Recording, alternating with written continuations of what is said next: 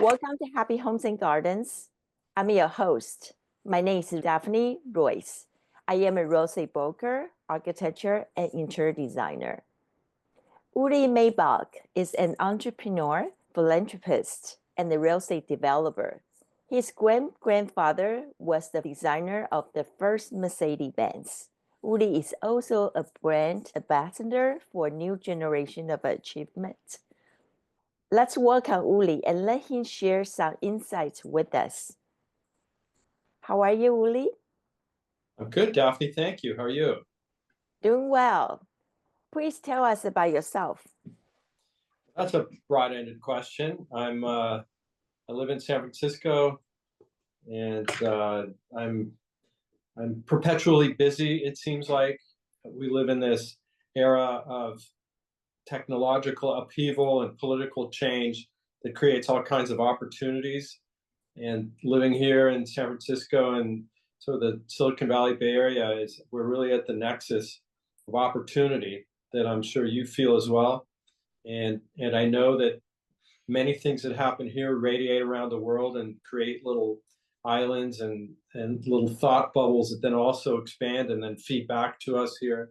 So I think that combined with our university system, with the nascent enthusiasm that people have for things, and just the many, many great minds that throng to this area make it a very, very special place to live. I feel very privileged.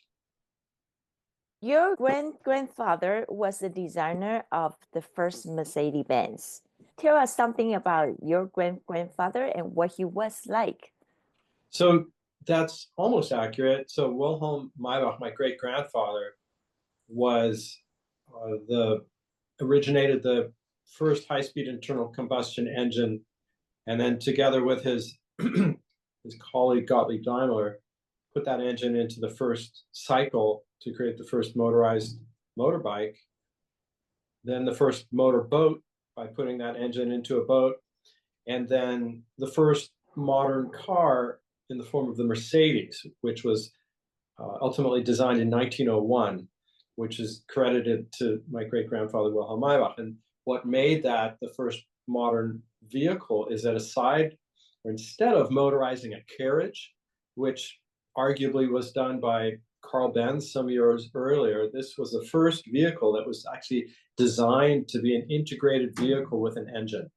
And so it had a type of a steering system and a braking system that was really nascent and archetypical to the first vehicle.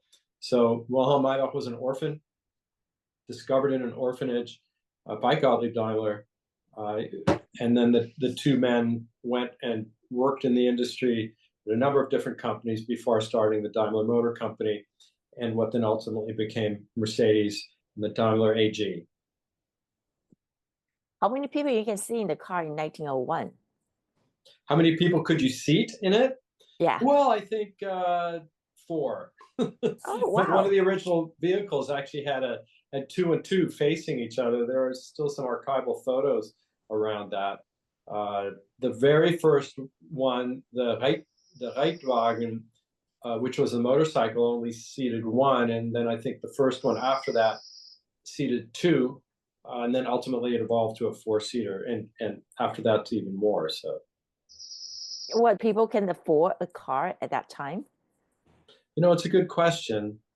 And again, there are 2 iterations of cars that involve family. One is the Mercedes, and the other is the Maybach, put up by the Maybach Motor Works initially around 1919. The second variation was hardly affordable. The first variation was really championed and pioneered by Emil Jelinek, who was a kind of a dilettante businessman who really took Mercedes to task and marketed these cars in the south of France, where he'd become kind of an icon in the car racing world. Naming then, or should I say, because of his market pull, he was able to persuade the Daimler Motor Company to actually name the car Mercedes after his daughter, and really his favorite name too. So at that time, certainly the cars were just for the very elite, and the follow-up version produced by my grandfather were also very, very expensive vehicles, but I would say the expense was really reflected by the quality of the vehicle more than anything else. You were born into an automobile family. What a car should be in our modern world. So I was born into an engineering family. So Maybach always stood for engines first.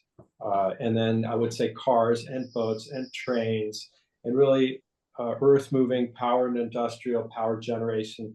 It was really power and engines first. And even the Zeppelins were initially powered by Mercedes and Maybach engines.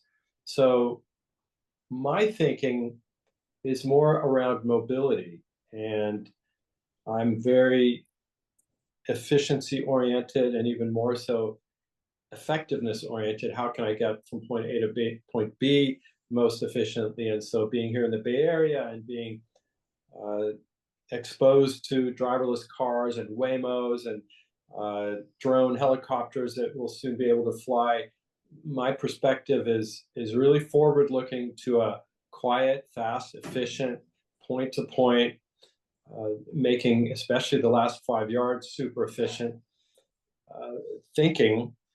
But at the same time, there must be something in my DNA. When I read about my great grandfather and my grandfather, neither of them ever owned cars themselves.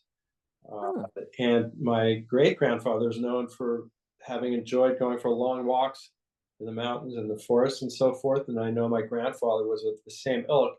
And that's something that's been handed down in my family, that we all really like walking, which I would attribute also my mother's longevity to having reached the ripe age of 98 and really walking almost a mile every day up until the end. So we have an orientation towards mobility.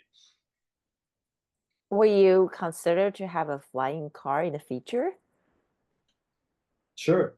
I mean, I think that the drone version of a flying car or a flying mobility is a great idea. We already see these drone shows and these drone swarms made up of really thousands of drones and the amazing things that they're able to do. I think that technology will be adopted in our lifetimes to human transport, very efficient, very effective human transportation modes. Who designed the iconic logos of a Mercedes-Benz and Maybach? What is the meaning behind the logos? Well, the three-pointed star is fairly well known. I think that the story goes there was a postcard where Gottlieb Daimler had put a three-pointed star, which was sort of his personal talisman that he put on there. And between him and his kids, they adopted this as sort of a personal figure. And then, of course, it was translated into something corporate. I think with Maybach, MM stands for Maybach Motorenbau, which means Maybach Motor Works, and that was then also equally stylized. The Maybach came into the world during or really formulated much of the early industrial revolution. And I would think on the European side, we had the Italian futurists that also designed these not quite Gotham shapes, but really going into that direction where art was used to translate the rising industry and technology of the time for digestion by society, a little bit like we have art today that helps us understand digital systems more in terms of digital art. And the Maybach Motorenbau logo, I believe, grew out of that art movement at that time that was going on. Keeping in mind also that the streamlined thinking and design thinking was also happening at that time. And streamlining was a big part of Maybach. The Zeppelins that were being designed went into a wind tunnel where they would then put smoke and basically a colored smoke so that they could see how the wind moved around the Zeppelins. This was then also used for the design of the high-speed trains at the time. And I wouldn't be surprised if they used that for the cars. There is actually an iconic Maybach car that is a Stromlinienfahrzeug, meaning it's a streamlined vehicle, which was also designed around this era. So the idea of actually looking at the art movement at this time is a fascinating deep dive to do. And I think we'd learn a lot about how that logo and the posters and the marketing materials came to life at that time in that era. You are the ambassador for Maybach. What is the key to building a successful business? You need to keep a step ahead. You need to balance what the market wants and needs and what your creativity comes up with. So there's this synthesis, because I think just purely polling the marketplace may not give you the right answer. I think there needs to be a creative spark that comes up and offers something to the population that they actually didn't know yet existed, or didn't know yet that they needed or wanted. And I think when we study art history, for instance, we see that evolution as well. How new movements in art even get a name because they've come up with a new way, a new perspective, a new point of view on things. And so innovation is a really big deal. And yet I'm going to balance that out by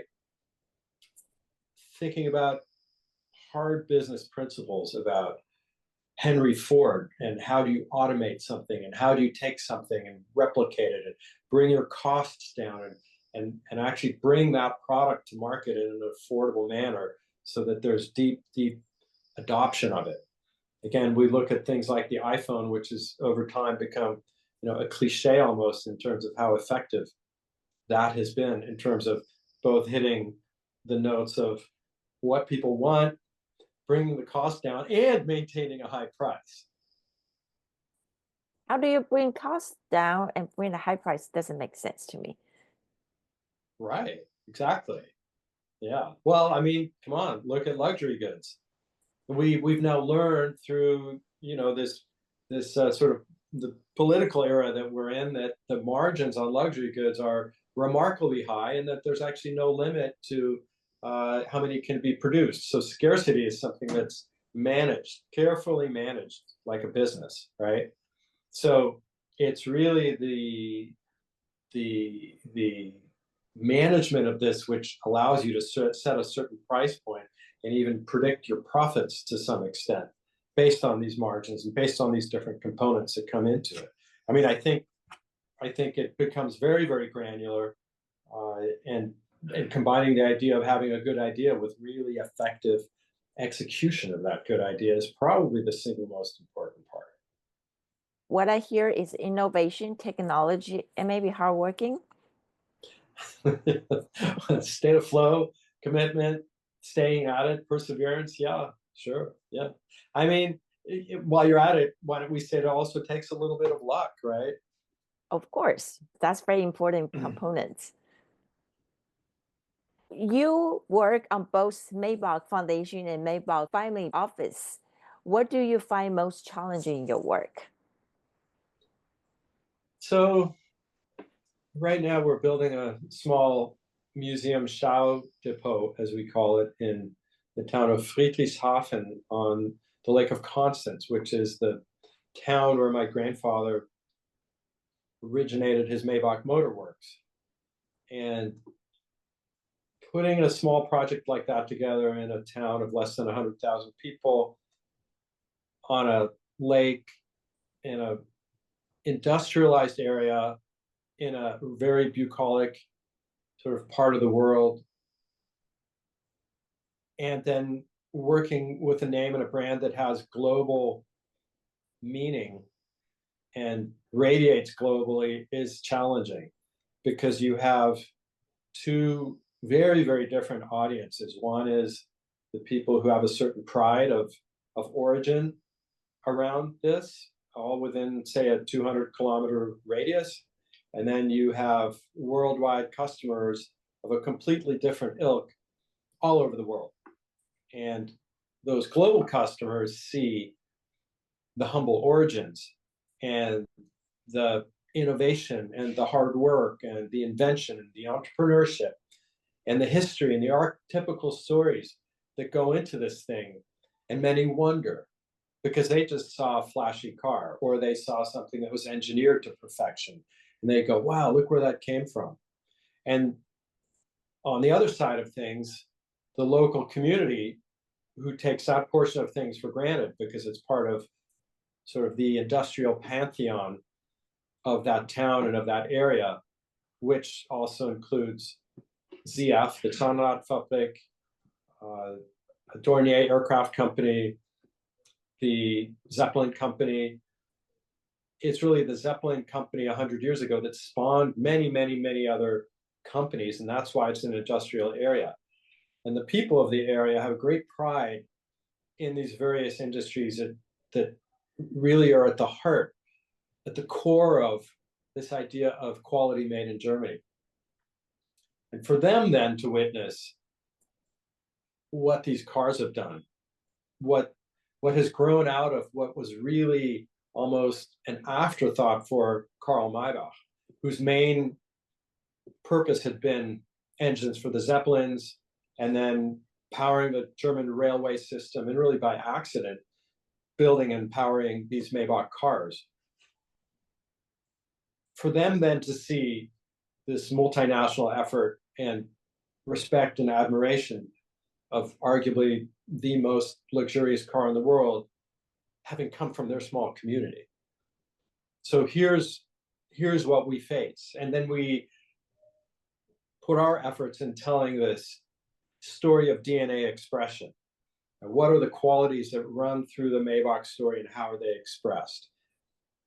And there are many technical features. There are different vehicle models, boats, cars, trains, obviously many car models, power systems, corporate history, mentoring, which runs deeply through the whole DNA story. And I say that because Wilhelm Maybach, as an orphan, was mentored to success. And then his son, Karl Maybach, helped to originate what we call in German the duale Ausbildung, which is a learning and working theory where young people both get a job to get hands-on knowledge, and then they work on the academic side. They go to school on the academic side of things at the same time. And so this program starts often when somebody's 13 years old. They decide not to pursue higher education, and then they go into basically high-level fabrication work or finishing work, where they really learn exactly what they're doing, and then they become masters of it. And that also is at the core of this quality made in Germany idea, and the notion that a German worker can work 35 or 32 hours a week and be more productive than people who are working in other countries for hours longer than that. So that should hopefully answer your question. I know a little roundabout, long-winded, but I filled in all the blanks, right? A lot of interstitial areas filled in. Is it there's proper training for 13-year-old want to be in the automobile business? Somebody trained them how to build a car or how to start? So just as an example, there are two schools that we as a family are affiliated with in Germany, the Karl Maybach Gymnasium, which is sort of a high school. And, you know, there is some technical orientation there, but it's really also a high school. And then that would be in Friedrichshafen. And then there's also a technical university in Heilbronn, which matriculates several thousand students every year. And that is very much of a technical university.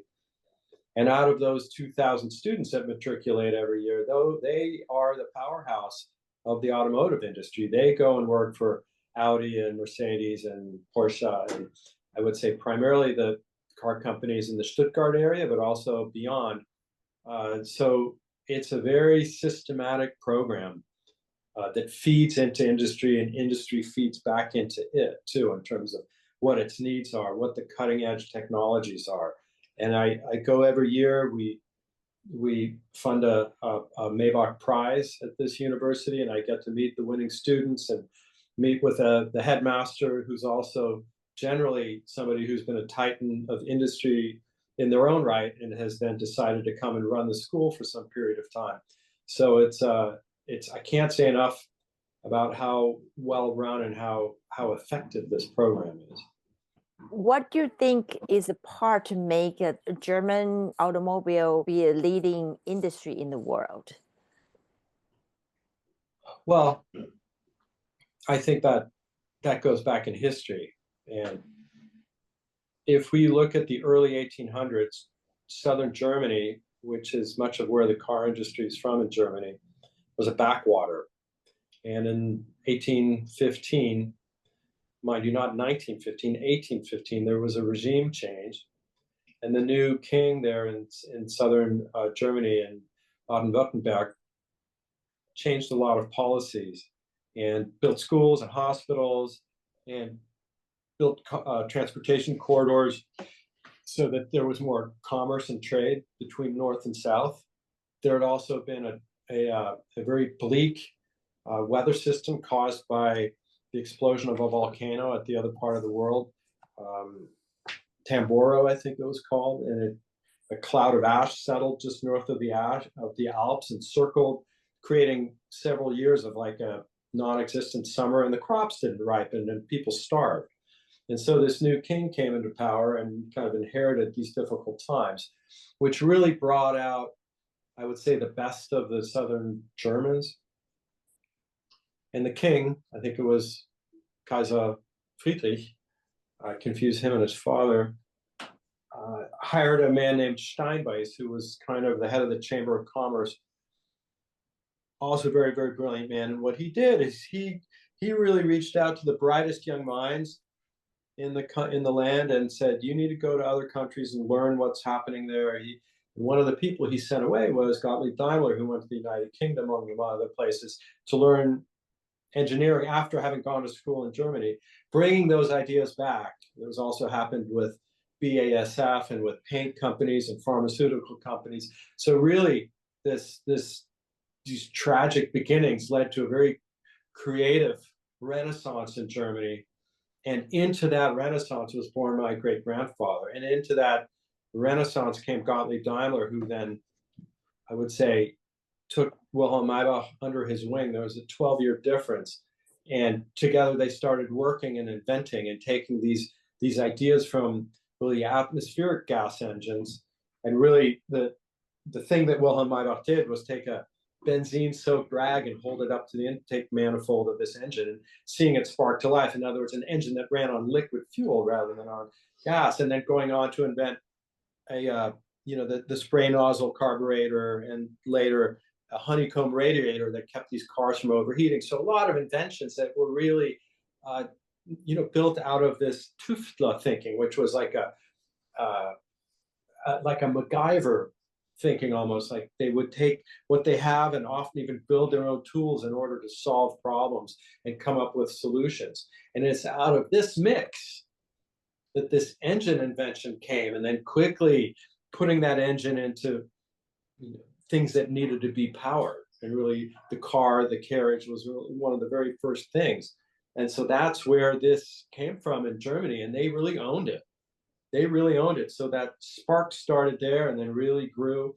If you think about Henry Ford, the Model T, he took that technology and just put it all into that Model A and made this very accessible car out of it. The Germans didn't do that, not until much later with the VW. So I'm not going to claim I'm some kind of an expert on automotive history, but I am an expert on Maybach history. So I can talk to you freely and frequently about that.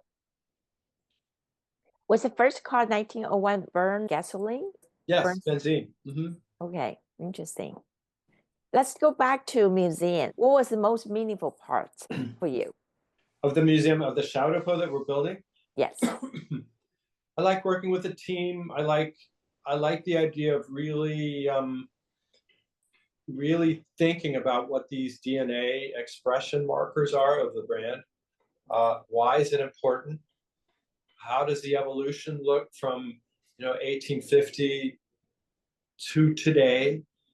The idea that there have been some interruptions in there, but the interruptions have been more of a just shifting or pivots almost from designing one kind of an engine to another, a different form of mobility. I mean, today we have a luxury car.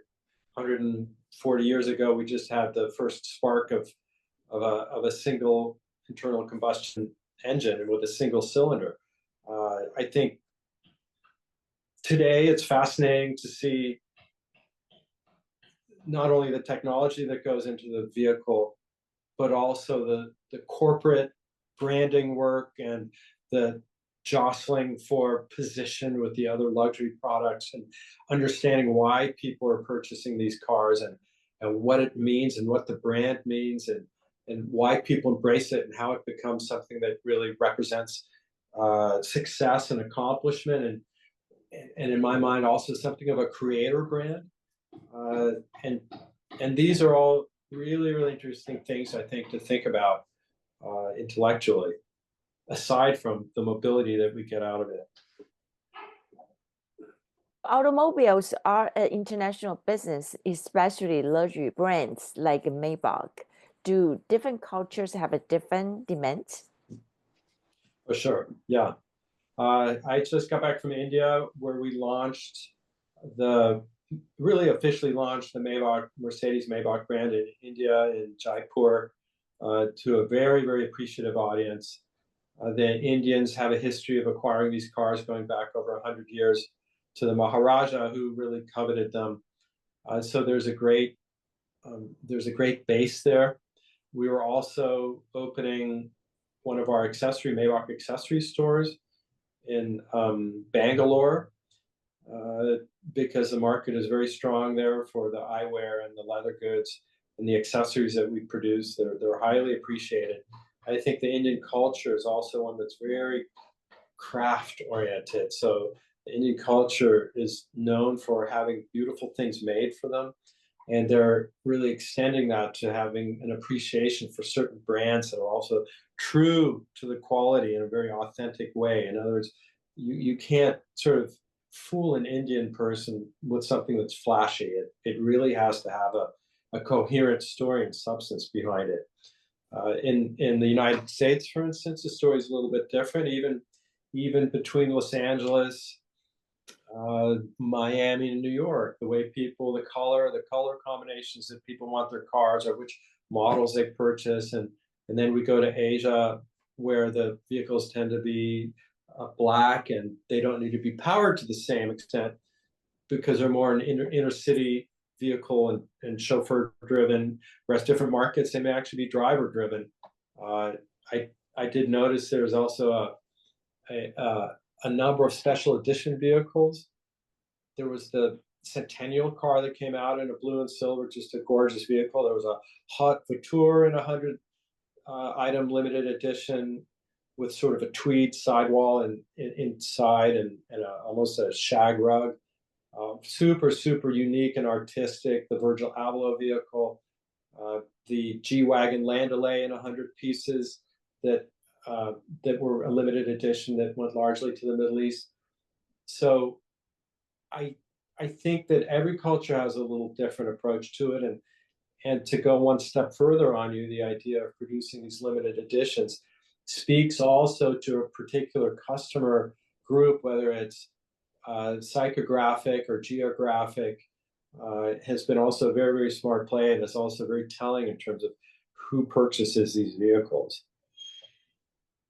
Very interesting. What do you like to do when you're not working? I'm like my grandfather. I like to go walking in the woods, thinking. And if you can change one thing in your life, what would it be?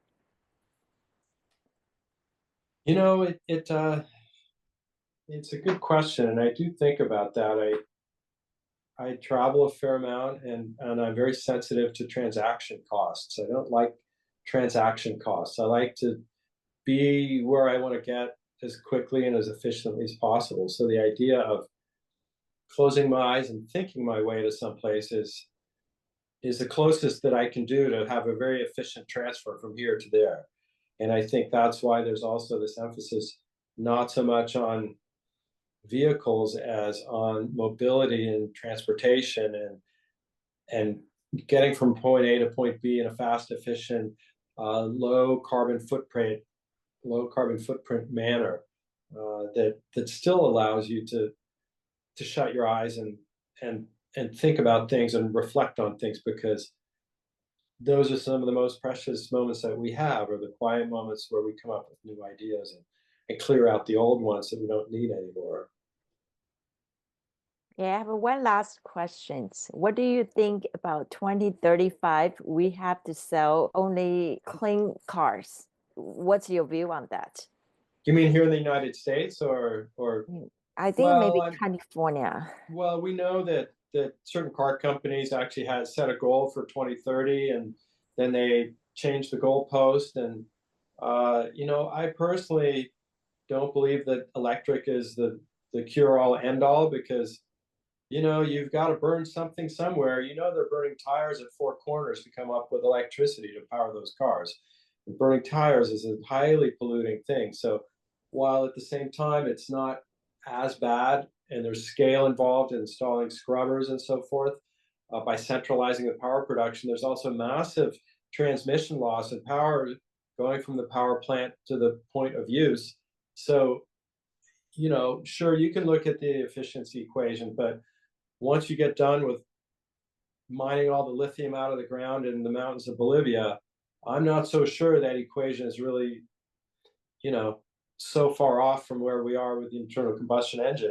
I do believe it's going to be a combination of a number of things. I also believe that nuclear, solid state nuclear energy, whether we're able to move into a fusion fission uh, uh, area, it's probably just a matter of time at this point.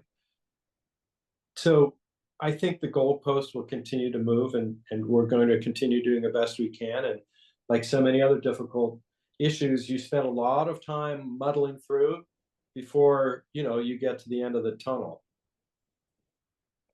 Thank you so much, Uli, for your time today. And that was very insightful. Daphne, thank you so much.